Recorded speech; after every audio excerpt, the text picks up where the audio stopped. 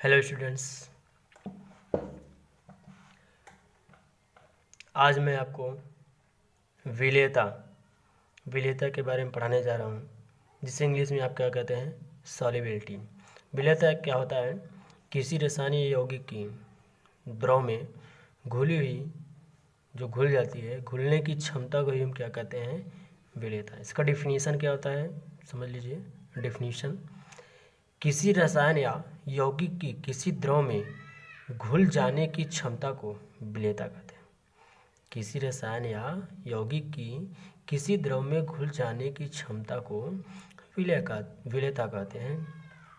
अर्थात इसका मतलब यह हो गया कि जो रासायनिक यौगिक लिया जाएगा वो किसी द्रव में जो घुल जाएगी और घुलने की क्षमता को हम क्या कहेंगे, विलेयता कहेंगे। अब इसमें आपका हेडिंग आता है, जो विलेयता होता है वह ठोस की द्रव में विलेयता होता है और गैस की द्रव में विलेयता होता है। मतलब जो ठोस होता है वह भी द्रव में विलेय होता है और द्रव जो होता है वो भी, ठोस जो होता है द्रव में विलेय होता है और गैस जो होता है वो भी क्या होता है, द्रव में विलेय होता है। इसमें हम सबसे पहले पढ़ेंगे क्या, ठोस की द्रव में विलेयता। ठोस की द्रव में विलेयता, ठीक है। जो ठोस पदार्थ होते हैं द्रव में क्या होते हैं, विलीन होते हैं, जिसको हमें क्या जानना है। अब देखिए, निश्चित ताप पर, निश्चित ताप पर जो टेम्परेचर हमारा रहेगा, टेम्परेचर जो रहेगा आपका, जो टेम्परेचर रहेगा, ठीक है ना, वो क्या रहेगा आपका, निश्चित रहेगा, फिक्स रहेगा, ठीक है ना। निश्चित ताप पर 100 ग्राम विलायक में किसी ठोस की घुली हुई वह अधिकतम मात्रा जिसे संतृप्त विलयन बनाया जा सके, वह ठोस की द्रव में विलेयता कहलाती है। ठीक है बच्चों, निश्चित ताप पर 100 ग्राम विलायक में किसी ठोस की घुली हुई वह अधिकतम मात्रा जिसे संतृप्त विलयन बनाया जा सके, वह ठोस की द्रव में विलेयता कहलाती है। इसका मतलब ये हो गया कि टेम्परेचर जो है हमारा, वो टेम्परेचर क्या रहेगा, निश्चित रहेगा। निश्चित ताप पर 100 ग्राम हम क्या लेंगे, विलायक। विलायक क्या रहेगा हमारा, द्रव रहेगा, जिसमें हम किसी ठोस को क्या करेंगे, घोलेंगे। और घोलने के बाद उसकी वह अधिकतम मात्रा जो घुले और घुलने के बाद विलयन कैसा हो जाए, संतृप्त हो जाए, तो उसे हम क्या कहेंगे, ठोस की द्रव में विलेयता कहेंगे। ठीक है, इसमें 2 पॉइंट आते हैं, थोड़ा नोट के रूप में आप पढ़ लीजिए। नोट में देखिए, जब ठोस अधिकतम मात्रा से कम मात्रा में घुला हुआ हो, जब ठोस, जो ठोस पदार्थ लेंगे, जो हम सॉलिड लेंगे, वह अधिकतम मात्रा से कम मात्रा में क्या हो, घुला हो, तो इस प्रकार जो विलयन बनता है उसे हम क्या कहते हैं, असंतृप्त विलयन कहते हैं। ठीक है। और फिर एक नोट आपका और होता है इसमें, जिसे हम अति संतृप्त के रूप में जानेंगे, अति संतृप्त विलयन के रूप में। ठीक है। तो अति संतृप्त विलयन क्या होता है, जब ठोस कुछ अधिकतम मात्रा में, जब ठोस कुछ अधिकतम मात्रा में घुला हुआ हो, तो इस प्रकार बने विलयन को अति संतृप्त विलयन कहते हैं। जैसे आप किसी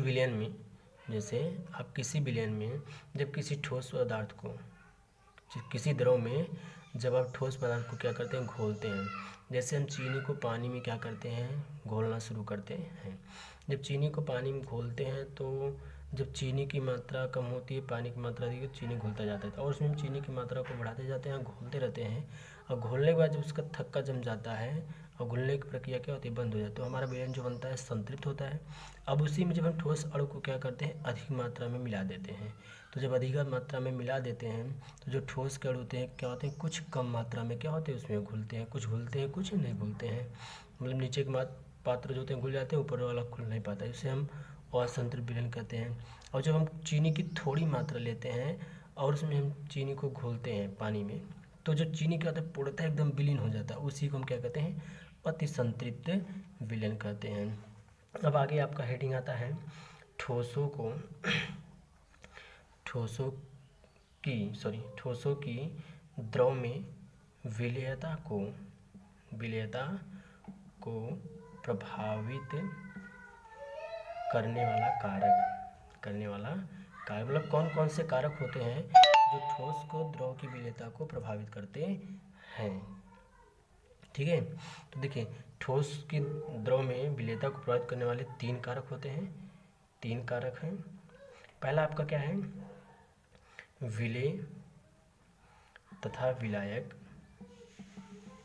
की प्रकृति, मतलब विलेय और विलायक की कैसी प्रकृति है उस पर डिपेंड करता है। दूसरा, ये तो पहला था। दूसरा क्या है आपका ताप, उसका टेम्परेचर कितना होना चाहिए, और तीसरा क्या है आपका दाब। 3 चीज़ों पे क्या करता है, ठोस की द्रव में विलेयता को प्रभावित करने वाले कारक है। ठीक है, पहला क्या है विलेयता विलायक की प्रकृति, विलेय और विलायक की कैसी प्रकृति है, ताप। दूसरा उसका टेम्परेचर कितना होना चाहिए, तीसरा दाब, उसका मतलब दाब कितना होना चाहिए। ठीक है ना। अब हम आपको सबसे पहले बताना चाहेंगे क्या, विलेय तथा विलायक की प्रकृति। ठीक है, विलेय तथा विलायक की प्रकृति। अब इसमें जो विलेय विलायक प्रकृति होती है इसको हम 2 तरीके से समझते हैं, एक ध्रुवीय विलायक और एक अध्रुवीय। ठीक है ना। जो हमारा विलयन होता है जब ध्रुवीय होता है और अध्रुवीय, मतलब ध्रुवीय विलायक लेते हैं या फिर क्या लेते हैं हम, अध्रुवीय। ठीक है ना। तो आयनिक ठोस जैसे NaCl, हम आयनिक ठोस में क्या लेते हैं, NaCl या क्या ले लें, KCl। ठीक है ना। जब NaCl और KCl को हम क्या करते हैं, जल में जब घोलते हैं, जल में जब हम घोलते हैं, और जो जल होता है हमारा क्या होता है ध्रुवीय विलायक है, इसमें क्या होता है KCl और NaCl क्या होता है, जल में घुल जाता है। ठीक है ना। जैसे हम बनाएंगे क्या, जब NaCl लेते हैं जल में क्या करते हैं, हम घोलते हैं, तो क्या होता है हमारा NaCl जब जल में क्या होता है, घुल जाता है। NaCl जल में क्या होता है, घुल जाता है। ये हमारा विलयन कैसा होता है, ध्रुवीय विलायक होता है। ठीक है ना। और इसी प्रकार जब हम क्या करते हैं, जब ससर्जक यौगिक ठोस हम लेते हैं, क्या लेते हैं, नेफ्थलीन, जो कि हमारा क्या होता है अध्रुवीय विलायक है। ठीक है ना। जिसको हम बेंजीन आदि में क्या करते हैं, घोलते हैं, बेंजीन आदि में क्या करते हैं, घोलते हैं, तो क्या होता है, घुल जाता है। बेंजीन, क्लोरोटेट्राक्लोराइड, ठीक है ना, बेंजीन हो गया, बेंजीन का सूत्र C6H6, और क्लोरोटेट्राक्लोराइड क्या हो गया, CCl4। इसमें क्या करते हैं, नेफ्थलीन को घोलते हैं, क्या होता है, घुल जाता है, जो कि हमारा नेफ्थलीन क्या होता है, अध्रुवीय विलायक होता है। अब दूसरा आ जाते हैं हम किस पे, ताप, जिससे इंग्लिश में आप टेम्परेचर कहते हैं, जानते हैं आप लोग। ठीक है ना। तो देखिए इसमें क्या होता है, वे ठोस, इसमें जो ठोस लिए जाते हैं वे ठोस, जिन्हें हम जल में क्या करते हैं, जल में घोलते हैं, तो घोलने पर इसमें ऊष्मा क्या होती है, बाहर निकलती है।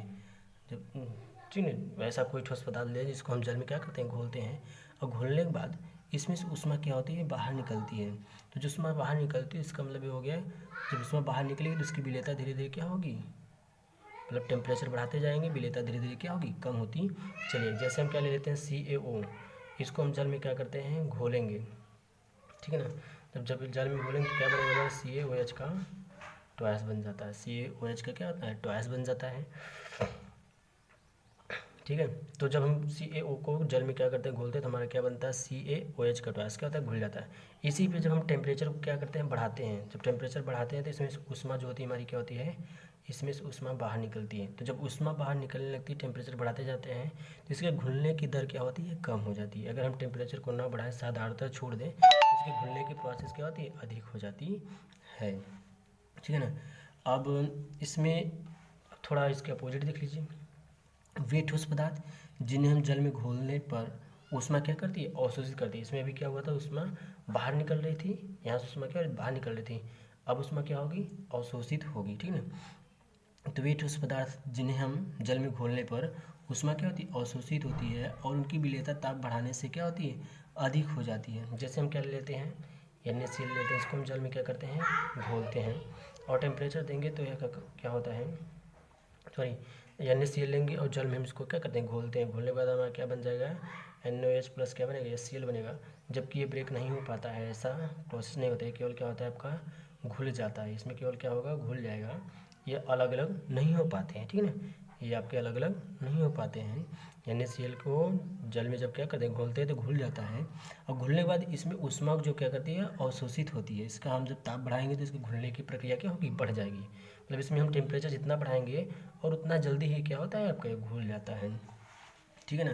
तो हमने देख लिया ठोसों की द्रव विलेयता को प्रभावित करने वाले कारक में विलेय तथा विलायक की प्रकृति कैसी थी और ताप की प्रकृति। आइए अब हम देखते हैं इसके बाद दाब की प्रकृति। तीसरा आपका क्या है, दाब।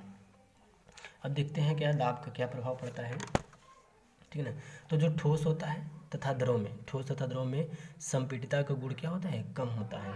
ठोस हो जाए, द्रव हो जाए, इसको हम जब दबाते हैं तो दबने की प्रक्रिया क्या होती है, कम होती है। संपीडितता की प्रक्रिया क्या होती है, कम होती है। अतः ठोस को द्रव में विलेयता पर दाब का कोई प्रभाव नहीं होता है। ठीक है ना। तो जो हमारा ठोस होता है, ठीक है ना, अतः ठोस की द्रव में विलेयता पर दाब का कोई प्रभाव नहीं पड़ता है, ठीक है ना। मतलब ठोस पदार्थ को जब हम द्रव में क्या करते हैं, द्रव में घोलते हैं, तो घोलने के बाद इसकी जो विलेयता मिलेगी उस पर कोई प्रभाव नहीं पड़ता। एक बार फिर से देख लीजिए, जो ठोस तथा द्रव की संपीड़ितता क्या होती है, कम होती है, अतः ठोस को द्रव में विलेयता पर दाब का कोई प्रभाव नहीं पड़ता है, ठीक है ना। मतलब दाब का विलेयता पर कोई प्रभाव नहीं पड़ता, ठीक है बच्चों। तो जहाँ तक पढ़ाई आपको समझ में आ गया होगा, और इसके आगे का हेडिंग आपको हम कल बताएंगे, गैस की द्रव में विलेयता का प्रभाव, ठीक है। और हमारे चैनल को सभी बच्चे लाइक एवं सब्सक्राइब जरूर करें। Okay, thanks.